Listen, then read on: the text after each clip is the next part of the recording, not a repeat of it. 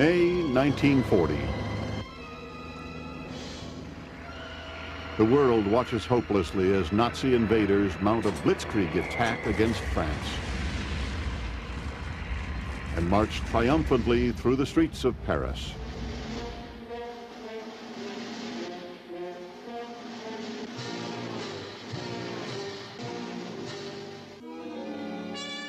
But behind the tears of a defeated people comes the rumbling of rebellion. Enraged French citizens answer General de Gaulle's command and fight for freedom with an underground organization committed to sabotage and other acts of defiance. This resistance grew bit by bit, comprised of both men and women, regardless of political, moral, or religious persuasion. I became a founder of the Parisian Liberation Committee and the organization that directed the resistance and the national insurrection. Hitler himself visited France during the occupation. He marveled at the great monuments. He reveled in his conquest. Even the Eiffel Tower, 51 years old and over 1,000 feet tall, became a hostage as Germans exploited its great height, using the tower as an antenna to send coded radio signals to their armies. Ironically, the silhouette of the tower against the Paris skyline offered hope to the free French underground. It was a symbol of liberty, a symbol of France. Under the occupation, the idea predominated among all the French to know that one day one would be free to climb up the Eiffel Tower. When Allied troops finally liberated Paris, this handful of free Frenchmen celebrated by climbing the Eiffel Tower and unfurling the French tricolor flag. Down below, citizens spat and cursed at the fleeing Germans. But from the pinnacle of the tower, liberty, equality, and fraternity reclaimed its mantle of glory. For most of the world, the Eiffel Tower is France. It is light and hope, poetry and magic. Her complex geometry holds the dreams of lovers. The French may enjoy the distinct honor of having created and nurtured this international monument, but her home is in the hearts of free people everywhere. Tonight on Modern Marvels, La Tour Eiffel, the Eiffel Tower.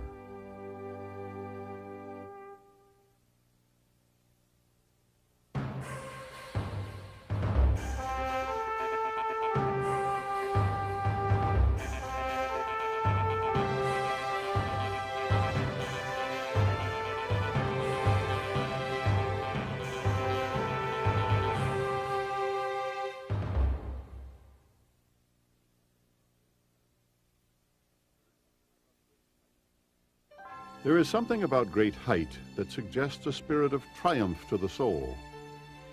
It forces people's vision to heaven, while it offers a calming perspective to the chaos of the world below. Throughout the ages, people have challenged architectural and engineering limits to achieve great structural height. Sometimes to spy on enemies approaching from a distance, and at other times in an attempt to get closer to God. There are those who insist on finding practical applications for towers. They make good broadcast antennas, or they're a fine place for a revolving restaurant. But the real appeal of towers comes from a purer notion. Towers are a celebration of will. They speak to our ambitions. They are the joyous declaration that we exist. The world's best-loved tower is the Eiffel Tower in Paris. Its soaring height, its delicate lines, its airy volume, all reflect the best part of the French spirit. Designed and built in 1889, it was the centerpiece in a celebration of the bloody French Revolution 100 years earlier. On July 14, 1789, in a flood of revolutionary passion, Parisian artisans led an attack against French aristocracy and stormed the Bastille, the infamous prison where the poor and politically incorrect were locked away. The insurrection spread across France, and patriots rallied to the battle cry of freedom, the Marseillaise. Let us go, children of the fatherland. Our day of glory has arrived. Against us stands tyranny. The bloody flag is raised. Come together in the countryside to lower these savage soldiers. They come right into our arms to cut the throats of your sons, your country. To arms, citizens, form your battalions, let us march, that their impure blood should water our fields. This nationalistic eruption reverberated across Europe and set the stage for modern democratic movements. And the French people were justifiably proud of the positive contributions their revolution had made. But a century later, the French ego was bruised after a devastating military defeat to Germany.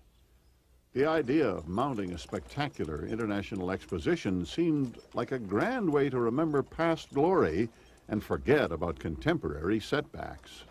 They were still sad because there was in 1870 a terrible war with Germany, and we had lost two provinces, Alsace and Lorraine. And for that, the French people were very pleased to have this exhibition to show they were very great. And you see, the country was quite rich. It was decided there needed to be a centerpiece for the celebration, an artistic statement which would loom over the crowds. The bravado of the industrial age suggested an engineering accomplishment, a tower.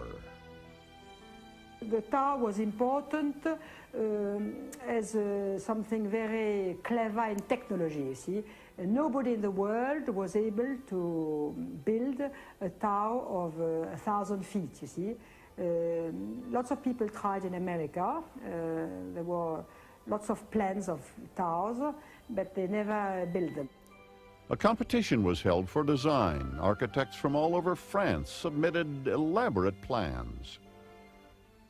The first one was done by a man called Maurice Coquelin. He was one of the first engineers in Gustave Eiffel's staff. Gustave Eiffel was France's premier architect-engineer. His reputation sprang from his visionary work on bridges. He explored the revolutionary concept of metal frame construction. His genius attracted the finest architects in France to his studio, and Eiffel's association with the project virtually guaranteed its funding and completion. Two young engineers on Eiffel's staff, Maurice Coquelin and Émile Nogier, actually created the concept of the 300-meter tower for the 1890 exhibition in Paris. They sketched the first crude designs for a framed structure, then called on architect Stephen Savastre to add ornamental flourishes, the arching floral elements and sculptural nuances. Their romantic inspiration was an 1887 French architectural notion that one could touch the sky from a structure if it reached the impossible height of 1,000 feet. Eiffel saw their plans and shared their dream. Their work was soon adopted by Monsieur Eiffel. At first, he agreed to add his name to the contest submission to improve its chances of winning. But he quickly became interested in the tower concept and began to add his own unique flourishes. Once Eiffel's name was on the project, everyone knew the outcome of the competition. With his social and political connections, Eiffel was well equipped to push the project through the Parisian bureaucracy. And he had the technical ability to transform the project from a paper design to a three-dimensional reality. The tower was designed to represent France's participation in the industrial age. As a symbol and as an engineering challenge, there was a lot riding on the success of the tower. But Eiffel was determined to exhibit the same innovative spirit in construction that he had employed in the design.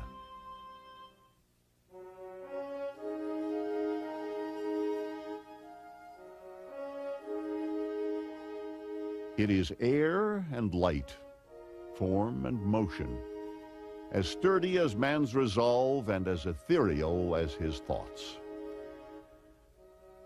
The Eiffel Tower is as much an idea of structure as it is an extraordinary physical monument. And the process of its construction reflects both the concept of prefabrication from the industrial age and the advanced building theories of the dawning 20th century. February 28, 1887. Gustave Eiffel gathered a crowd of dignitaries to witness the commencement of construction. He was 53, and this tower was to be his crowning achievement. As the ceremonies proceeded, 50 engineers were still drafting over 5,300 detailed blueprints for the 132 workmen at the site. It would take 4 months to lay the foundation for the legs. 2 pillars were set on 6.5-foot thick concrete slabs set 23 feet below ground. The remaining 2 legs were positioned so close to the Seine River that watertight metal dams had to be lowered into the damp earth so the concrete could set beneath the seeping water line. The square encompassed by the 4 legs was 426 feet on each side, broad enough to distribute evenly the structure's 7,000 tons of iron. Onto these foundations arose masonry bases embedded with 2 anchoring bolts for each of the 4 feet. From here, the legs would rise at a sharp 60-degree angle as hollow framework beams. The beams were made of angle brackets and flat bars riveted together with stiffeners attached to the sides. 4 of these assemblies combined to form the entire beam. The beam had the same structural dynamic as a series of interlocking cubes. And this is the genius of Eiffel's design. The framework support is as sturdy as solid stone, at only a fraction of the weight. It was also easily erected with standardized, inexpensive, prefabricated materials. Eventually, 18,000 metal parts and 2,500,000 rivets would comprise the tower. Yet all of the pieces are either flat bars, angle brackets, or plates. The first stage of the construction was also the most critical. All 4 legs needed to rise simultaneously and meet on an exact horizontal plane at the tower's first floor. The radical angle demanded scaffolding support for each of the legs, and a center scaffold to support the center ring girder which held the structure together. 800-ton thrust jacks, operated by manual hydraulic pumps installed under each leg, helped to raise and lower the 4 sides independently in order to reach the required precision. When this was achieved, Gustave Eiffel knew there was nothing that could stop the completion of his dream, although there were those who would try. Eiffel was annoyed by people who lived near the tower, who said that it will fall on their houses. And nobody would cover the risk. He covered it by himself. Likewise, many people feared that the tower would destroy the Paris skyline. When it was started to be constructed, some people tried to stop it, you see. And some painters, writers, architects wrote a letter saying it's a scandal. The Paris arts community saw the tower as a rude industrial imposition on the city's beauty. Dozens of French writers and painters attacked the tower in a public declaration. "I feel Paris is threatened," claimed one artist, "by this positively tragic lampstand issuing from her stomach." Eiffel responded with equal passion. "The tower will be the highest building ever raised by man," he exclaimed. "Will it not have a majesty of its own?"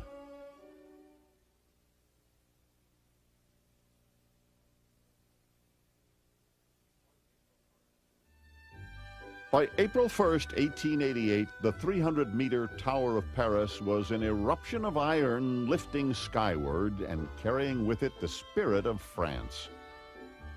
And finally, the general public, it seemed, was falling in love. The people in Paris, general public, really felt a very strong feeling of admiration toward this tower. What had begun as the skeletal suggestion of form was now exhibiting grand, flowing design. The graceful rise of the legs, the arcing, decorative additions contrasting with the stern regimen of exposed bolts. Here was a work of art that spoke to an aggressive world preparing for dramatic change. The work progressed with lightning speed. Eiffel was mounting the operation as if he were conducting a war with crisp military precision. The structure was in fact prefabricated in the Eiffel factory. While the tower was assembled, at the most you had something like 300 people working on the site. Bits of the structure littered the site like scattered pieces of a child's erector set. Riveting teams worked in groups of 4 to keep up with the frantic pace. As soon as one load of iron was attached, 4 12-ton cranes would deliver more, crawling up the guide shafts where future elevators would soar. The second floor was finished a little over a year after the start of construction, and less than a year after that, on March 31st, 1889, the entire tower was complete. It had taken only 2 years, 2 months, and 5 days to build what would be the world's tallest structure for the next 40 years. Remarkably, there was not a single death as the result of the challenging and dangerous work. Eiffel himself was the first to climb the 1,710 steps to the summit and unfurl the French tricolor flag. Beneath him, the city of Paris. It seemed as if its soul was being funneled up the mighty legs of the tower and sprayed across the sky in a celestial celebration. When the 1889 Universal Exposition of Paris was officially opened, the glittering centerpiece was the 300-meter tower. Officials called it the greatest crowd-flabbergasting machine ever built. But soon it was simply to be known as the Eiffel Tower.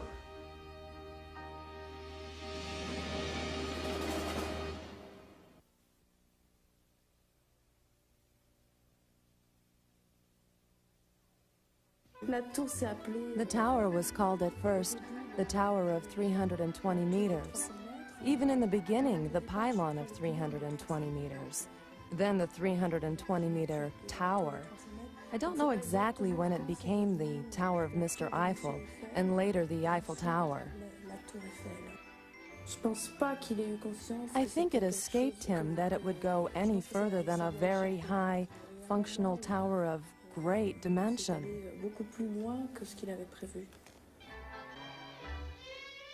The Eiffel Tower is rooted in both the majestic and the mundane. It may have been the tallest structure on the planet, but it was equally cherished by Monsieur Eiffel because of the tremendous personal income it generated. You know, Mr. Eiffel practically funded the construction of the tower. In fact, he paid for most of it, and he made a deal. He said, if you give me the right to work on it for 20 years, I'll agree to finance it 80%. If he had not believed in the success of his tower, he would not have jumped into this venture in which he succeeded so magnificently. Monsieur Eiffel had a private apartment on the tower from which he conducted scientific experiments and met with important dignitaries. All the while, he could watch the elevators lifting nearly 2 million tourists to the top in the first year, representing over $1 million income to Eiffel as he personally garnered the receipts from ticket sales. Eiffel could earn money with the people going up, and he made a great lot of money. He was very rich after. Eiffel were not at all an artist. He was an entrepreneur. Contrasting opinions of Monsieur Eiffel spring from the multifaceted and conflicting nature of his character. He may not have been an artist, but his approach to metal frame construction established a structural aesthetic which is still admired today. He may have been a national hero after building the tower in 1889, but the next year, he was convicted of profiteering in the failed French effort to construct a Panama Canal. The canal was the dream of French engineer Ferdinand de Lesseps, who had triumphed with his Suez Canal and was determined to duplicate that feat in Panama. De Lesseps invited Eiffel to suggest an engineering approach to accomplish the jungle waterway, and Eiffel proposed an innovative system of locks. That idea was rejected by de Lesseps, and the result was disastrous. Canals cannot be carved through swamps and jungle. The attempt proved so expensive and unproductive, the French government was nearly thrown into bankruptcy. The political fallout was severe. Anyone even remotely associated with the failed attempt was vilified, and Eiffel was sentenced to 24 months in prison. That judgment was later overturned, but by then Eiffel had lost his appetite for the construction business. Eiffel was considered by all engineers like a god, you see. And he was he was also a man of science. He loved science. And when, after the Tower, he stopped building things. Instead, Eiffel, now 73, dedicated himself to pure scientific study, specifically the exploration of aerodynamics. Other French visionaries like author Jules Verne had applied crude 19th century notions to the concept of flight, as illustrated in this early film proposing a trip to the moon.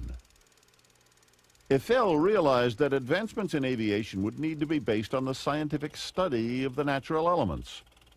But while some well-meaning researchers were mired in the idea of outlandish mechanical contraptions, and others were attaching feathered wings to their arms and tossing themselves off the tower like birds, Eiffel returned to his analytical roots and built a workshop that still operates today. Mr. Eiffel, well, he made the first wind resistance tests because all of his life he had problems with the wind. That was his enemy, number one. And in 1906 to 1909, he began to question aerodynamic resistance, and that's why he made this first wind tunnel. One can say that in this wind tunnel, where you're standing right now, French aviationary studies began.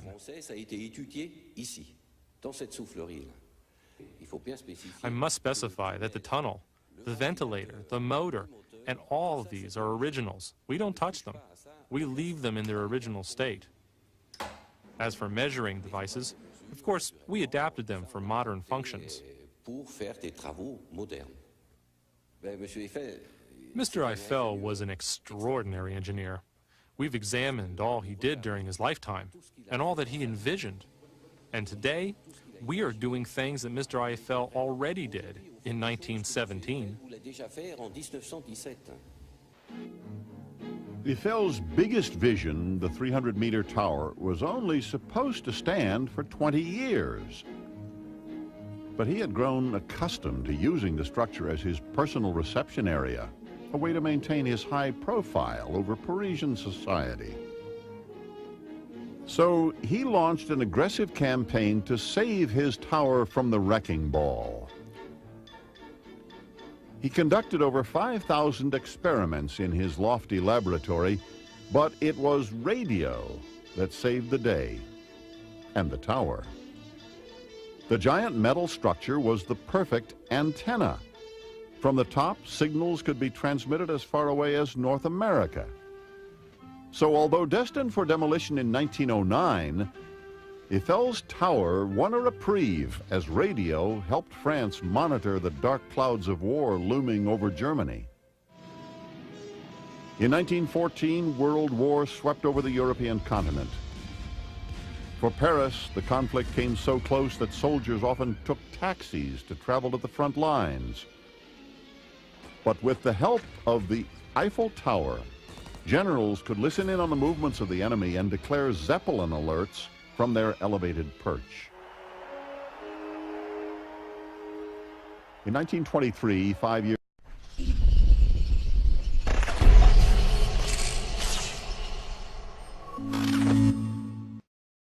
after the last echoes of the war, Gustave Eiffel died.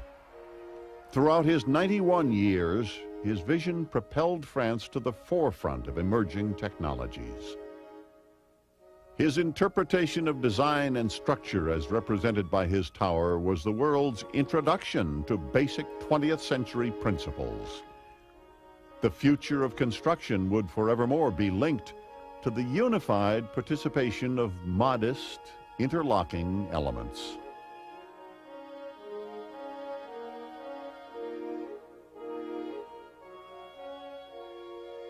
It was a concept whose time had come.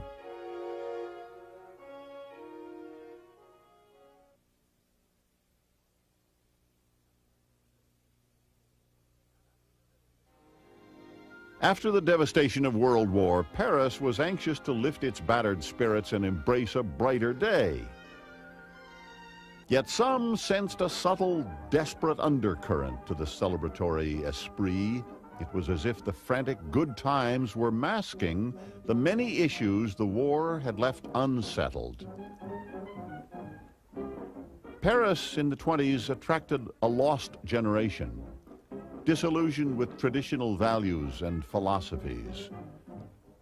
Some of these post-war Parisians were actually American artists and intellectuals, searching for meaning in a seemingly chaotic world.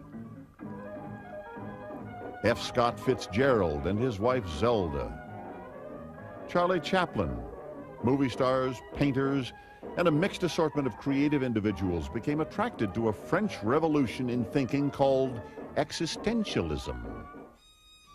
Is what we are the sum of our existence, our time and poetry, nothing more than absurdist fantasy?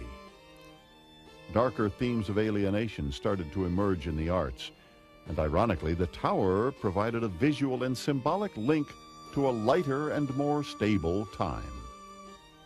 After all, Gustave Eiffel had created weightless beauty from dense, heavy metal, a very reassuring concept. The Eiffel Tower is not only the iron composing it, but also what's inside, air, captured in a latticework of metal.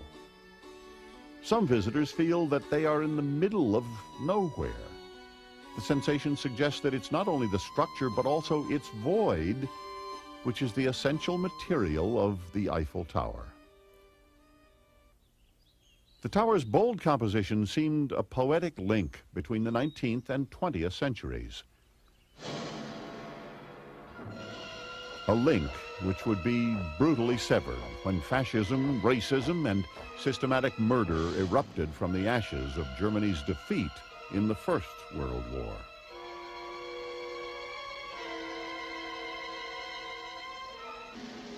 May 1940, in the terrifying panic of a Nazi blitzkrieg, Paris and the Eiffel Tower were taken hostage. But German troops found it difficult fully to utilize the monument. Frenchmen had damaged the elevators. This sabotage kept even Hitler from savoring his conquest. There's a very famous photo. He's on the Trocadero, he looks at the tower, but he hasn't been on it. There were no lifts, couldn't go. Seeing the tower occupied by Nazis enraged French citizens. Parisians joined together in futile counterattacks. The Free French secretly conspired in the ancient Roman catacombs, which weave beneath the streets of Paris. Tunnels hiding the bones of forgotten and vanquished Frenchmen throughout the centuries were now home to the resistance. There are subterranean passages that go underneath the French capital. The catacombs played an important role in the resistance. It was a means for us to travel across Paris without being seen in order to be able to lead the Parisian insurrection on the offense. We derailed trains because those trains that went to the front lines of the Atlantic all went behind Paris. I participated in the sabotage of railroad tracks that were obviously meant for trains that transported soldiers. But one day, we found out about a large train that circled Paris. We made arrangements, we derailed the train, and it was just awful because the train was packed with sauerkraut. There were particles of sauerkraut for miles around. Hitler despised the Free French and planned to destroy their most treasured monument out of spite. At the war's end, Hitler gave orders to have the tower bombed. But General von Cholitz, who had fallen in love with the city of Paris, gave the Eiffel Tower an unauthorized reprieve.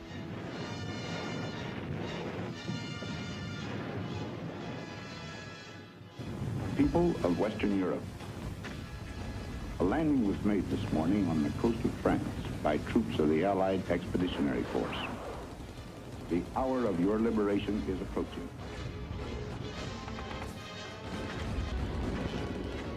American tanks finally drove the Nazis from the Eiffel Tower.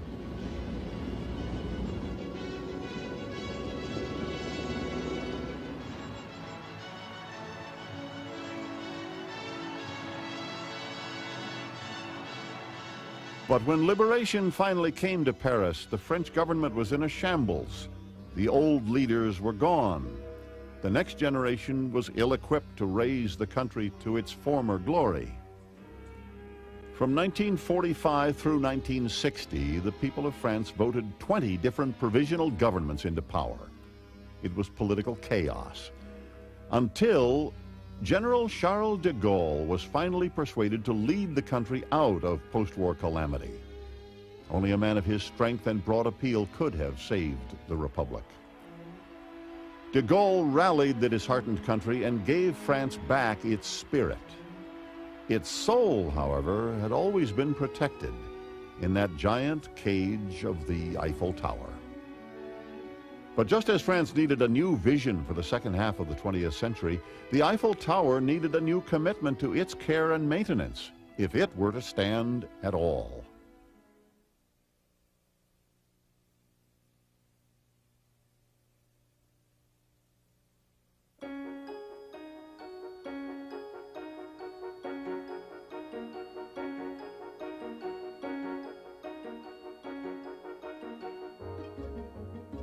It was designed as the centerpiece of an international exposition in 1889. Today, more than a century later, the celebration continues, as well over 1,000 people visit the Eiffel Tower every hour.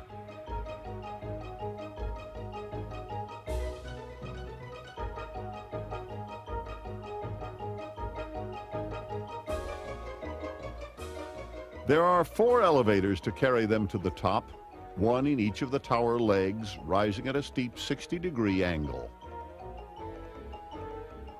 The heart of the hoisting is actually hidden beneath the legs in a century-old catacomb. Here, complex contraptions rival Jules Verne's most elaborate fantasies. The original principle was to have water under pressure, pushing a piston that was pushing a dolly. The dolly was pulling the cable to heave the car up. The 100-year-old technology forms an animated mosaic, giving the impression that the lifting is done by a giant mechanical toy. These piston rings, which are inside here, they're square cotton wreath about that big, which you press in, and they're greased with mutton fat. See it? See it? Very white, very nice one. Twice a week here, it smells like having a méchoui, you know, this North African roasted lamb. That's it. All technology works beautifully. That's leather. That's leather, same material. But it's compressed, it's shaped with various shapes. It's true leather, and it's impregnated with oil which is made from the hooves of oxen.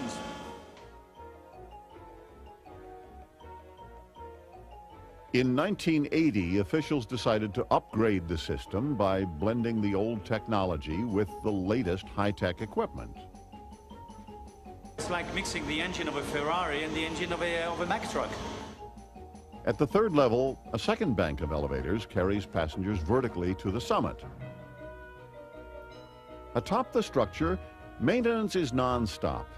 Every day, a small but determined team of 25 workers walk the narrow iron supports for the 18-month job of painting the tower. The process is the same today as when the tower was originally painted. Over 50 tons of paint is required to complete the task, a task that is repeated every 7 years. I was 18 years old when I began this job in the air as an industrial painter. To work on the Eiffel Tower, such an important monument, I feel privileged and happy. But being a painter is somewhat specialized.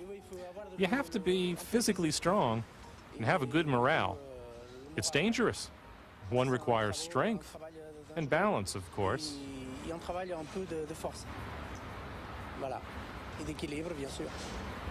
The higher I am, the better I feel. But painters aren't alone on the elevated web of iron. Electricians also comb the tower. Personally, I'd much rather work up here than in an office. I think my friend agrees. Oh, absolutely. I mean, we get to be outdoors. We like what we do. To be able to work on a monument like the Eiffel Tower is a privilege, I'd say. The exposed nature of the structure occasionally allows the elements to inflict damage.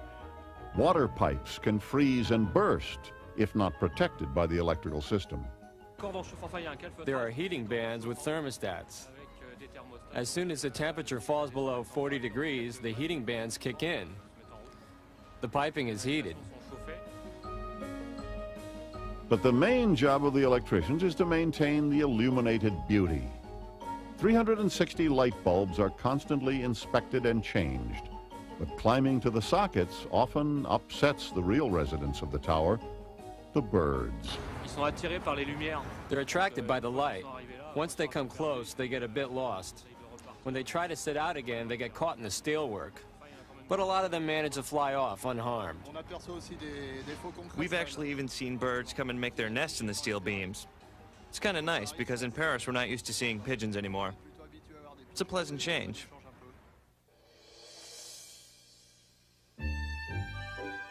Early evening, the sun casts its last golden pink rays over the city of Paris. The homes, the museums, the monuments and cathedrals, and the couples who gather on the tower.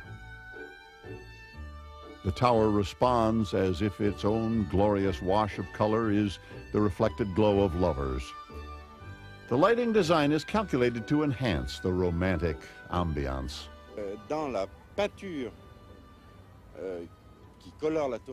The paint on the Eiffel Tower contains a yellow pigment. Lighting it with yellow light brings out the yellow pigment. That's been the major source of success in this operation. The approach is entirely different because night lighting must interpret the feeling, even the expression of the monument.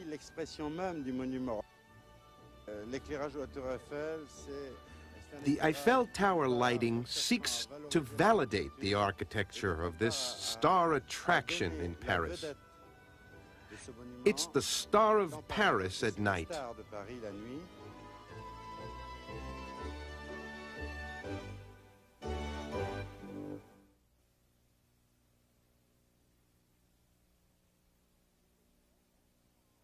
People who work at the tower are very proud. Some even too proud. It's like if they had built the tower. There is a sense of ownership which is shared among those who work the tower, especially the employees whose task is to greet visitors. My job, in fact, is to organize the tour guides. I am responsible for the group. We're now in the North Pillar. Each of the four corners of the Eiffel Tower is represented by pillars, in which you will find the elevators. Down there is the beautiful France restaurant, and above it the Parisian restaurant, the two restaurants of the first level.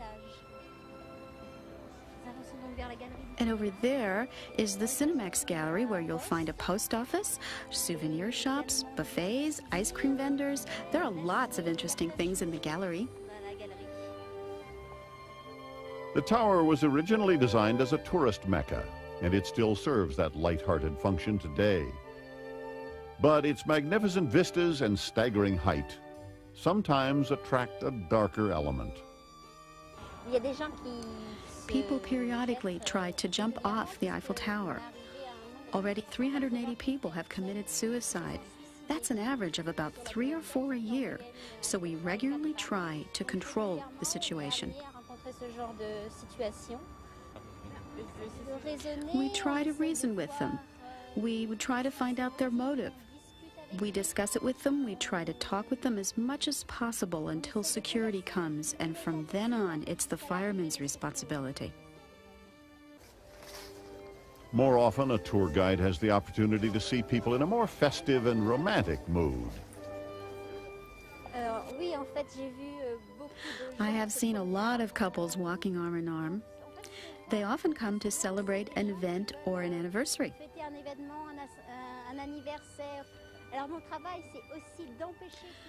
Our job also includes discouraging these people from riding on the Eiffel Tower. Most of the time we chase them and we try to catch them, and sometimes it's a little game between the tourists and ourselves. We are on the 3rd floor of the Eiffel Tower in front of the Jules Verne restaurant. This restaurant is one of the symbols of Paris precisely because it's located way up on the 3rd floor. There's only one Eiffel Tower, only one 3rd floor. It's certainly the best location in the world unless there's a restaurant on top of Mount Everest. The ceremony and celebration of haute cuisine is a tradition on the tower extending back to its earliest days. Food is more than nourishment for the French. It is a passion. It happened about 6 months after I arrived in Paris. I informed my wife that I had a mistress. She just stared at me. And I said, she's an old mistress. She looked even more surprised. After about 5 minutes, I told her my mistress is the Eiffel Tower. Some artists paint, some work in stone.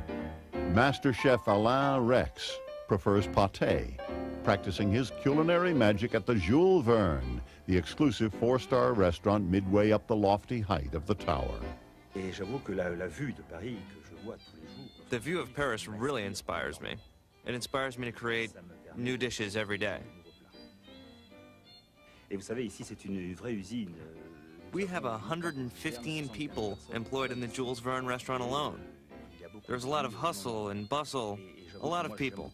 I love that. Armed with spatulas, whisks, paring knives, and soufflé dishes, Chef Rex and his men fight for the honor of France.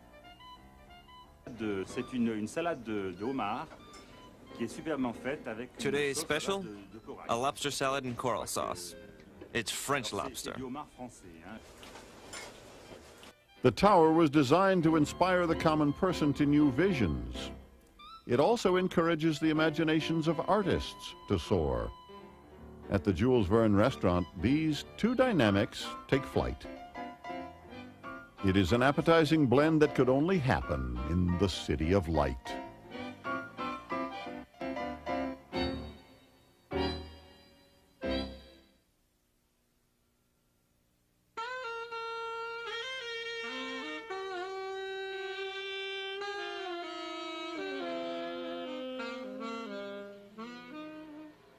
Paris is often called the City of Light. But to what quality of light does the title refer? Does it suggest the lightness of the French spirit, the enlightenment of the French culture, or perhaps the brilliant light of the French sky, bleaching marble facades by day and by night, cradling lovers in its rose-colored evening mist? Maybe it's the magic light of a cabaret where Toulouse-Lautrec painted and played.